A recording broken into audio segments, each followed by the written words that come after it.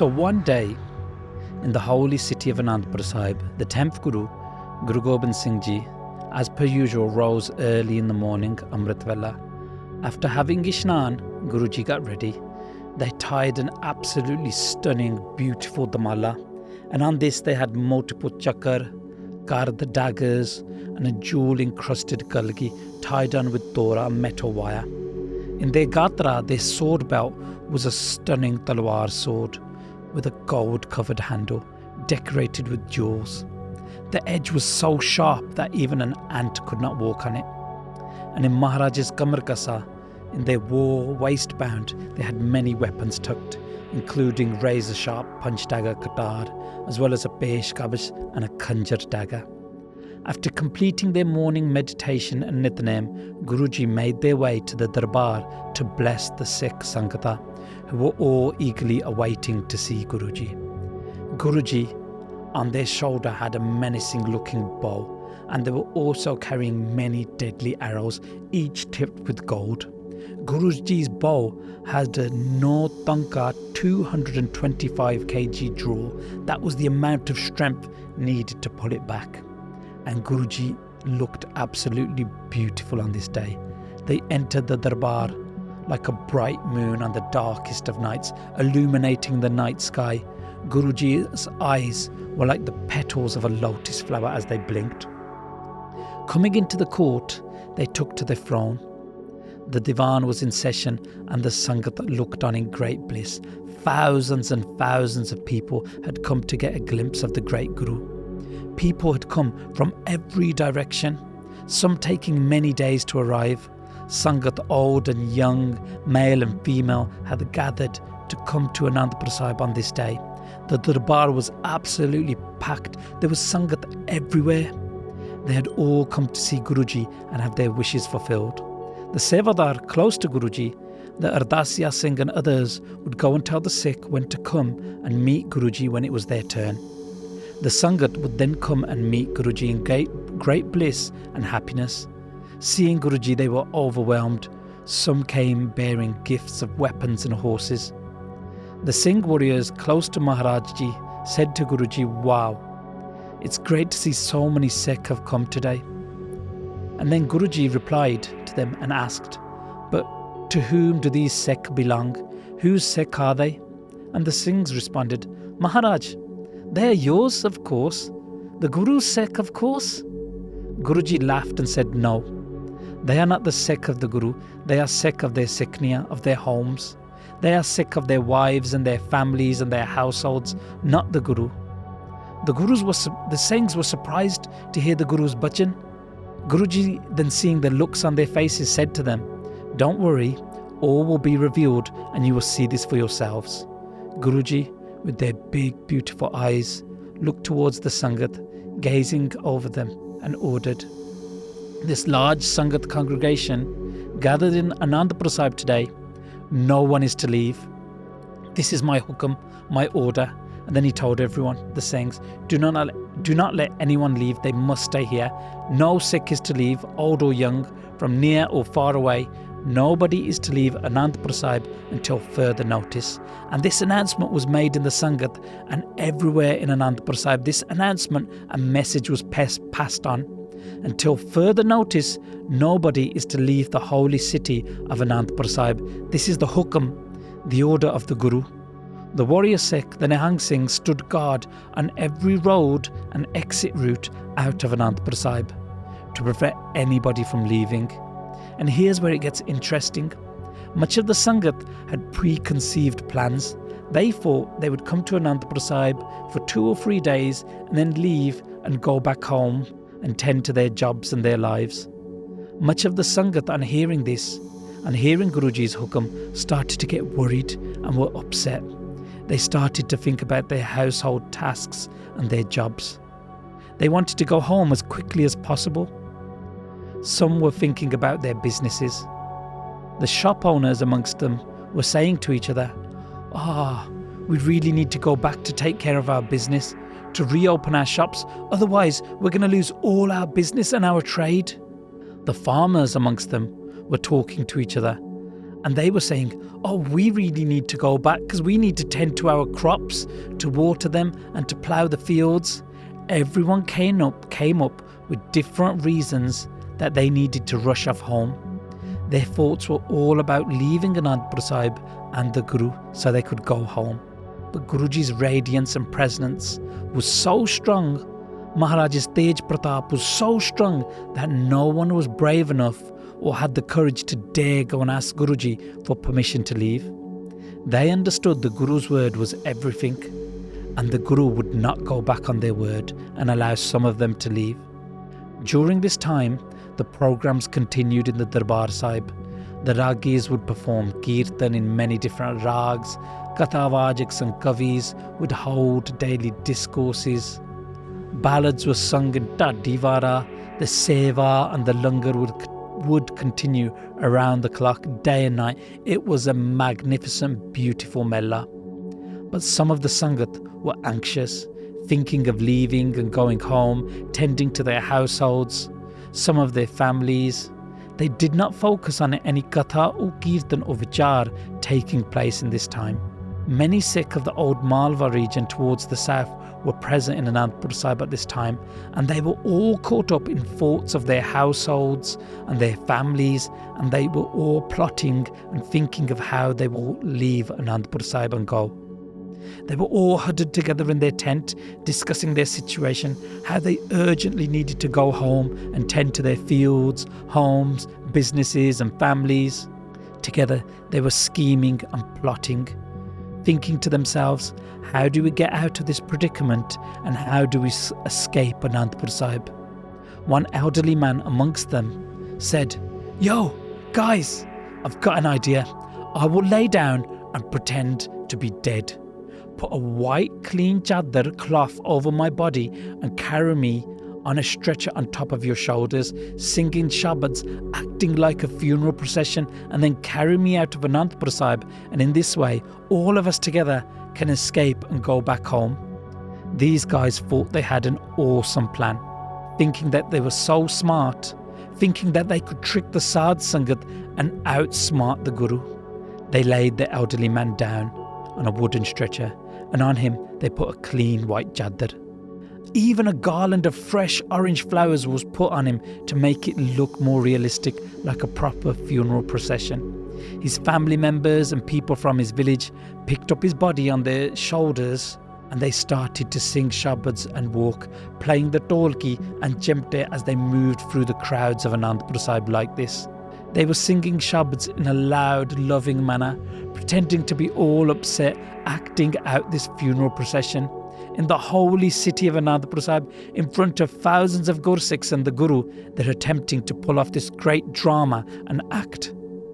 People are moving out the way, and the crowd is clearing a path for them to walk out towards the exit of Anandpur Sahib. They are now passing through the area close to where Guruji was present. They wanted to fool Satguruji, but they didn't know the Guru is all-knowing. Guruji knows the innermost depths of all of our hearts and minds, and nothing can be hidden from them. Guruji sees the funeral procession from afar, and he could hear the shabads being sung, and he asks, "What's that noise in the Sangat? Who has died? There are some women crying and singing shabads." One of the Nihang Singh warriors present said, "Guruji, I will go and find out." He gets close and he asks, "What's this noise?" And the people in the procession are acting, and they reply, "Oh, our beloved father has died, and we're taking his body back to our village for cremation." That Singh went back to Guruji and reported, "Maharaj, an elderly Sikh has done charai, he has passed on, and they are taking him for cremation." And then Maharaj said, "If a Sikh of the Guru has passed away, bring him here. Let me see him before he is cremated." And the procession then reluctantly turned towards Guruji, and they are continuing this drama, continuing the fake crying, the singing of shabads, and they come to where Guruji is. Tears were falling from their eyes as they're playing this great drama and act right before the all-knowing Guru. They came close to where Guruji was, and Guruji tells them to sit down and stop crying. Everybody sat down. Guruji looked at them. And then Guruji spoke to those Sikh close to them. He turned to the Ardasiya Singh, another Sikh, and said, This is a facade. This is a drama. They are not Sikh of the Guru. They are far from Sikhi and the Guru. They do not have trust in the Guru. And the truth is, in this world, it is difficult to be a Sikh of the Guru. There are many who call themselves Sikh, but true Sikh, who have full faith and full Shraddha in the Guru, are few and far between. There are many out there who think they know best, and that their ways are the best and their lives are most important. And they do not trust what the Guru tells them. They do not obey the Guru's bhajan. They do what they want. And they will suffer because of this. They will not sacrifice for the path of Sikhi. They are Sikh who do everything, but they do not trust the Guru, and they leave here empty-handed. The Gurmukhs, the true Sikh, stays loyal to the devotion of the Guru with pure love, and they are blessed. And in this world, people fear other people and not the Guru. People are more concerned with what other people say and do than the true Guru. And some only jap naam to impress others. They play a whole drama on the world and others. They copy others and do things to impress them and win them over. They do not love the Guru. People who are stuck in this way of the world and care about what other people think of them, they are without love and faith, and they will be stuck in the cycle of birth and deaths. Their sorrows will never be gone because they have no faith in Vaheguru. They are merely attracted to the material items of the world. They come to the Guru following other people. Guruji is explaining to this Sikh close. Then Guruji whispers to the Ardasiya Singh, if you want to test these guys, if you want to test them, go to the langar and get a burning log of wood and put it under the dead body. Make sure nobody sees you doing this. The Ardasiya Singh was surprised to hear this, but then he obeys the Guru's hukam. He runs out and returns with the burning log from the langar. He then puts the burning log of wood under the body as per Guruji's instruction. When the body of the old man caught fire and started to burn, he shot up, screaming, "Ah!" The piece of cloth on top of him was ripped as he jumped up. The man was so embarrassed and in pain that he ran, and he kept on running away from the crowd. Because of this bestial exposure, full of shame and being burnt in pain, he ran away.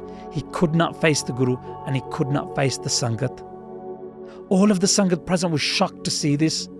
The Sikh of his family and village who were acting and singing these shabads, they were embarrassed, and they had been exposed.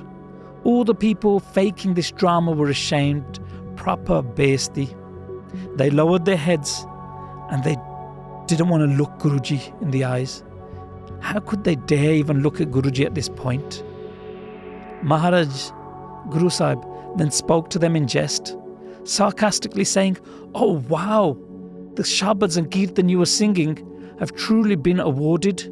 Your father that died, you were going to cremate him, but now it looks like the old man, he's going to the other worlds with his body as well.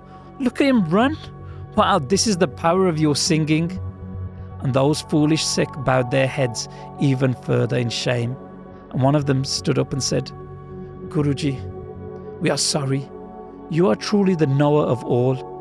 Only you know your works. Nobody can truly understand your greatness and power."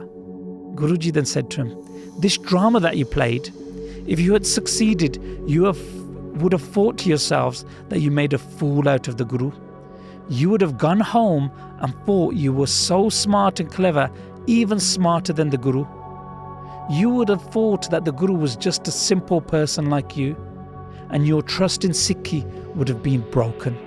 If the trust is broken, there can be no mukti, liberation. A Sikh must trust his Guru. And if a Sikh sees the Guru just like themselves, there can be no trust, because the Guru is the true liberator, and they must know that. You must know that. Without this trust, how can there be pala or gyan? And in the end, if there is no trust, you will suffer in pain of birth and death. The Guru wants to save his Sikh. The Guru wants to help his Sikh. That's why I had to expose your drama. And now, you should have this understanding. You cannot trick and pull a fast one on your Guru. You would have thought of yourselves as smarter than the Guru. And from now on, you will understand that the Guru is here to help you and to save you. And the Guru is Antarjami and knows the innermost depths of your hearts. The Sikh sitting close to Guruji by Alam Singh and by Daya Singh said to Guruji, Guruji, they have tried to cheat you and they made a huge mistake trying to trick you. But Guruji, please forgive them. They are your Sikh after all. They didn't understand your greatness and who you are. Please forgive them and forgive their mistakes. Please don't curse them. May they not face any pain or difficulties because of this. Guruji, they are just householders who want to go back to their homes. They tried to trick you because they wanted to go and tend to their household duties and their families. We know they did this great mistake, but Guruji, forgive them. These Singhs, Alam Singh and Daya Singh, they save the Sikh with their request and their benti. And that's true today. The power and compassion of Sevadars and Gursikhs can save us. Their ardas can save us. So Guruji heard the request of their beloved Sikh and then blessed the Sikhs who did this fake drama. And because the true Guru is always merciful and loving, Guruji then recited a slok from Gurbani and went on to explain to them, listen, everyone has tasks in their homes and we all have to attend to these. Go to your homes, do these tasks and do Simran. Remember the true name, Satnam. Forever keep the Guru in your minds and keep doing Simran, Vaheguru, all the time during your tasks. It's a great blessing to have Sikhi in this life, so keep focused on the Guru. Do seva of the Sadh Sangat every single chance you get with full focus. Have trust in the Guru and do not be so weak and easy to waver. This was a small request and test to stay in the holy city of Anandpur Sahib for a few extra days, and you did this huge facade and drama? What will you do when true troubles come your way? How will you fight the enemy? How will you sacrifice your head for the Guru when the time comes? Build your faith. Do Kirtan and listen to Katha. And come to the Guru's home during Hola Mahalla and Dasera. Come to the Guru's house. Come and do seva and celebrate with other Gursikhs. Everybody heard Guruji's blessings and were pleased. Their minds were now at peace. They had learnt the importance of the Guru and they have learnt a great lesson from the Guru. And in this way, they were all blessed. They all folded their hands and bowed towards Guruji, the true Guru, from which nothing can be hidden, the all-knowing. And understand Guruji knows us inside out better than we know ourselves. And in this way, the whole Sangat learnt this lesson. After seeking forgiveness, they then left and Guruji allowed the Sangat to leave Anandpur Sahib if they pleased. The Sangat were again instructed to always practice what the Guru told them, to always meditate on the true name Vaheguru, because this is the be-all and end-all.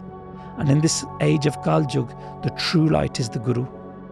And in this Sakhi, we learnt to follow Guruji with full faith. We learnt the importance of full faith in the Guru and the Guru alone. And we understand the Guru is the knower of all. We should not think of ourselves as being too clever and smart. We must remain humble on the path of Sikhi. Vaheguru Ji Ka Khalsa, Vaheguru Ji Ki Fateh.